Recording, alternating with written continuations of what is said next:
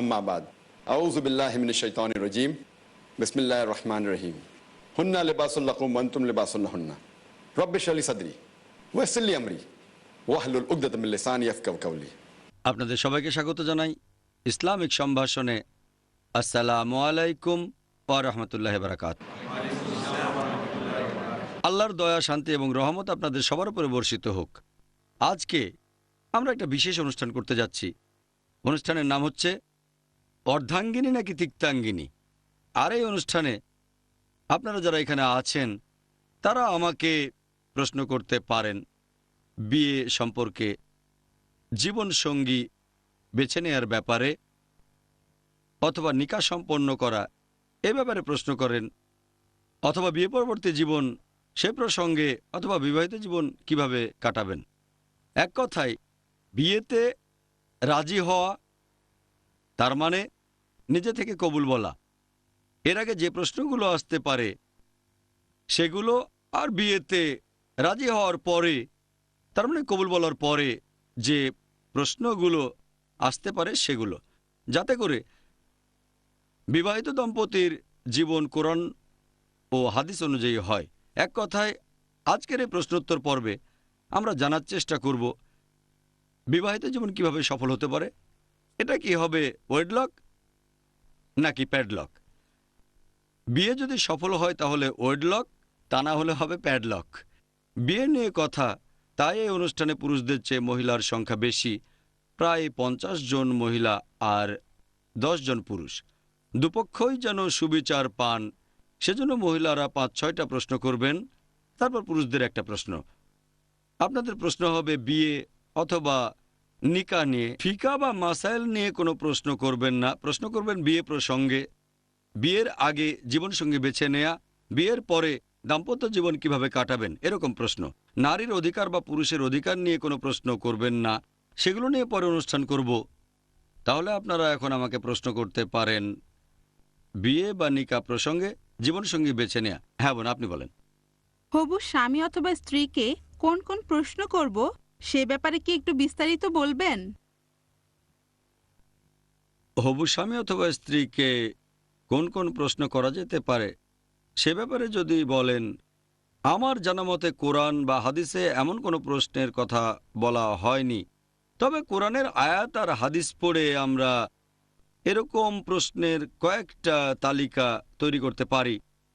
সাধারণত আমরা যখন এভাবে বিয়ের আলোচনা করি, সবচেয়ে গুরুত্বপূর্ণ হলো ফটোগ্রাফ। অনেকেই শুধুমাত্র পাত্র বা পাত্রীর ফটো দেখেই তাকে বাতিল করে দেয়। নতুন টেকনোলজি আসলে হয়তো ফটোতে গুণও দেখা যাবে। এখানে কিছু নেগেটিভ টেস্টিং আছে। যদি দেখেন যে মেয়েটা অশালীন পোশাক আশাক ব্যবহার করে থাকে, বাতিল করে দিলেন। সৌন্দর্যের কারণে না, অশালীনতার কারণে, তাহলে ঠিক আছে। অথবা কোনো ছেলের অশালীন পোশাক দেখে মেয়ে পক্ষ যদি তাকে বাতিল করে দেয়, সেটাও ঠিক আছে। সাধারণত আমাদের সমাজে যখন বিয়ের ব্যাপার নিয়ে কোনো আলোচনা হয়, যখন পাত্রপক্ষ অথবা ছেলেপক্ষ কোনো মেয়েকে দেখতে যায়, তখন প্রশ্ন করে আপনি কি রান্না করতে পারেন, কি কি খাবার রান্না করতে পারেন, বিরিয়ানি পারেন কিনা, ছেলে মেয়ে দেখাশোনা করতে হবে, এই প্রশ্নগুলোই করা হয়। আমি এগুলোকে একেবারে অর্থহীন বলবো না, তবে এটার গুরুত্ব খুব একটা বেশি না। যদি প্রথম 10টা বা 20টা প্রশ্নের কথা বলেন, আমি এগুলোকে তার মধ্যে ফেলবো না। এই প্রশ্নগুলোর গুরুত্ব আছে, তবে এগুলো গুরুত্ব বেশ কম। এখানে সবচেয়ে গুরুত্বপূর্ণ যেটা আগেও বলেছি, এখানে দেখবেন আপনার স্বামী অথবা স্ত্রী সেই ছেলে বা মেয়ের গুণ আছে কিনা। তাহলে বিভিন্ন প্রশ্ন করে বোঝার চেষ্টা করবেন সেই ছেলে অথবা মেয়েটার গুণ আছে কিনা। অন্য 3টার ব্যাপারে জানা, সৌন্দর্য, সম্পদ, আভিজাত্য, এগুলো জানা খুব সোজা। গুণ এটা জানা কঠিন। যদি জানতে চান মেয়েটা সুন্দরী কিনা, তার দিকে তাকান, তাহলে জানতে পারবেন। মতভেদ হতে পারে, তবে মাত্র কয়েক মুহূর্তের মধ্যে বলতে পারবেন যে সে সুন্দরী কিনা। খুবই সহজ। যদি জানতে চান হবু স্বামী বা স্ত্রীর সম্পদ আছে কত, তাহলে ব্যাংক ব্যালেন্স দেখেন, একটু খোঁজ খবর নেন তার কিরকম সম্পত্তি আছে, একটু খবর নিয়ে দেখেন ফাঁকিবাজি আছে কিনা, এটা লোন নেয়া নাকি তার নিজেরই এত টাকা আছে। তবে এটা সহজ, খুব সহজে বের করতে পারবেন। যদি না আপনার সাথে প্রতারণা করা হয় তাহলে সহজেই জানতে পারবেন তার সম্পদ আছে কি নেই। তৃতীয় মানদণ্ড, যে তার জন্ম কোনো অভিজাত পরিবারে হয়েছে কিনা। তাহলে সেই ছেলে বা মেয়ের বংশলতিকা দেখেন, তার বাবা মা কে। এটাও খুব সহজ, আপনার অনুমান সঠিক হবে সেই সম্ভাবনাই বেশি, ভুলের সম্ভাবনা কম। সৌন্দর্য দেখলেই আপনি বুঝতে পারবেন, সম্পদ খোঁজ নিলেই জানবেন, আভিজাত্য এই ব্যাপারেও খোঁজ নিলে জানতে পারবেন, এরপর আপনি যাচাই করতে পারবেন। তবে একটা ছেলে অথবা একটা মেয়ের মধ্যে কি পরিমাণ গুণ আছে সেটা বের করা খুব কঠিন। আমরা যখন স্কুলে পড়তাম অথবা কলেজে, সেখানে কেমিস্ট্রি বা রসায়ন ক্লাসে ছিল কনফার্মিটি টেস্ট, সংক্ষেপে সিটি। কনফার্মিটি টেস্ট মানে টেস্ট করে আমি নিশ্চিত হচ্ছি যে এটা হলো পটাশিয়াম অথবা এটা সোডিয়াম, কনফার্মিটি টেস্ট।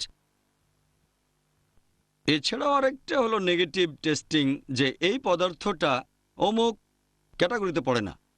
নেগেটিভ টেস্টিং, গুণের ক্ষেত্রে নেগেটিভ টেস্টিং করা খুবই সোজা। একজনের কোনো গুণ নেই এটা প্রমাণ করা খুবই সোজা।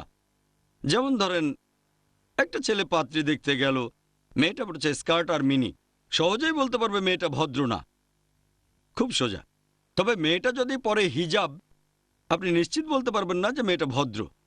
তাহলে গুণের ক্ষেত্রে নেগেটিভ টেস্টিং খুবই সোজা। জানতে পারলেন যে পাত্র মদ খায়, সে জুয়া খেলে, তাহলে নিশ্চিত সে গুণবান না, সহজ। তবে ধরেন মদ খায় না, আপনি নিশ্চিত বলতে পারবেন না যে সে গুণবান। তাহলে নেগেটিভ টেস্টিং, যদি এই ধরনের কোনো লক্ষণ আপনি দেখতে পান হবু পাত্র অথবা পাত্রীর ভেতরে, যদি আপনি তার নেগেটিভ দিকটা জানতে পারেন, আপনি খুব সহজেই বলে দিতে পারেন যে তার কোনো গুণ নেই, যদি সে ব্যাপারে আপনি জানতে পারেন। তবে আপনি মাত্র একটা গুণের ঘাটতি দেখে হবু পাত্র বা পাত্রীকে একেবারে বাতিল করে দিতে পারেন না। হতে পারে সেই অংশটা গুণের খুব সামান্য একটা পার্ট, তবে যদি তার অন্য রকম কোনো আরও গুণ থাকে, তাহলে আপনি সেই পাত্র বা পাত্রীর কথা ভাবতে পারেন, চিন্তা করতে পারেন। এখন প্রশ্নের তালিকার ব্যাপারে যদি বলতে হয়, প্রথমে সৌন্দর্য, সেটা তো আপনি তাকে দেখলেই বুঝতে পারবেন। পবিত্র কোরআনে সূরা নূর 24 নম্বর অধ্যায় 30 নম্বর আয়াতে আছে পুরুষদের হিজাবের কথা। মুমিন পুরুষদের বলো দৃষ্টি সংযত করো, লজ্জাস্থানে হেফাজত করো। নারীদের হিজাব সূরা নূর 24 অধ্যায় 31 নম্বর আয়াত। আর মুমিন নারীদের বলো তারা যেন দৃষ্টি সংযত করে লজ্জাস্থানে হেফাজত করে। জীবন সঙ্গী নির্বাচনে এই নিয়মে কিছুটা ছাড় আছে। আপনি আপনার হবু জীবনসঙ্গীর দিকে ভালো করে তাকাতে পারবেন। তাহলে প্রথম মানদণ্ডটা বেশ সহজ। এরপর আছে সম্পদ, আভিজাত্য।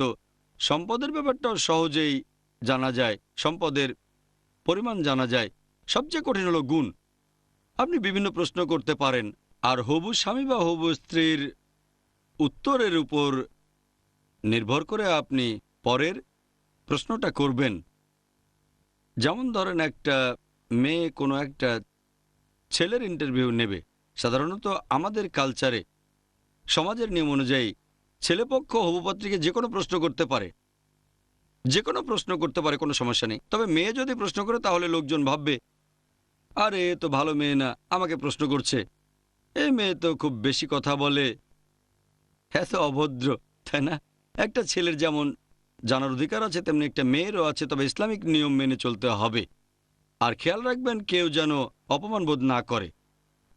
ছেলেকেই আগে প্রশ্ন করতে দেন, তাই ছেলেপক্ষকে আগে বলেন হ্যাঁ কি কি জানতে চান, সব কিছু যেন ভালোভাবে হয়। কেউ যেন না বলে আরে এ তো এক্সট্রা মডার্ন।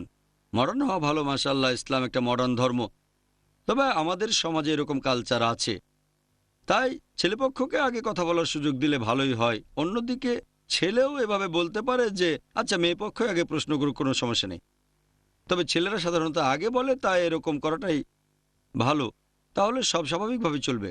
আর বেশিরভাগ প্রশ্নই, সব না হলেও বেশিরভাগই একরকম হতে পারে। যেমন ধরেন, ছেলের কথা শেষ হলে মেয়ে প্রশ্ন করতে পারে, হবুপাত্রীর কাছে প্রশ্ন করবে যে আপনি কোন ধরনের মেয়ে বিয়ে করতে চান। ইনডাইরেক্টলি বোঝার চেষ্টা করছেন। ছেলেটা যে উত্তর দেবে সেটা শুনে আপনি বলতে পারবেন সে মানুষ হিসেবে কেমন। সে হয়তো বলবে যে আমি একজন সুন্দর স্ত্রী চাই, ভালো, খুব বেশি পজিটিভ না, আবার খুব নেগেটিভও না। অথবা আমি খুব শিক্ষিত একজন স্ত্রী চাই, ভালো, সমস্যা নেই। কিন্তু সে কি গুণ নিয়ে কোনো কথা বলেছে? যদি ছেলেটা এমন শর্তের কথা না বলে তাহলে সে নিজেই গুণবান না। অনেক সময় লিডিং প্রশ্ন, অনেক সময় ইনডাইরেক্ট প্রশ্ন সঠিক উত্তর পাওয়ার জন্য। এমন প্রশ্ন হতে পারে হাজার খানেক, শুধু প্রশ্নগুলো বলেই অনুষ্ঠানটা শেষ করতে চাচ্ছি না। এরপর আপনি হয়তো তাকে প্রশ্ন করতে পারেন, হিজাব পরে না এমন মেয়েকে বিয়ে করতে রাজি আছেন? হ্যাঁ, মেয়েটা সুন্দরী হলে আমার কোনো আপত্তি নেই। তখনই বুঝতে পারবেন ছেলেটা গুণবান না।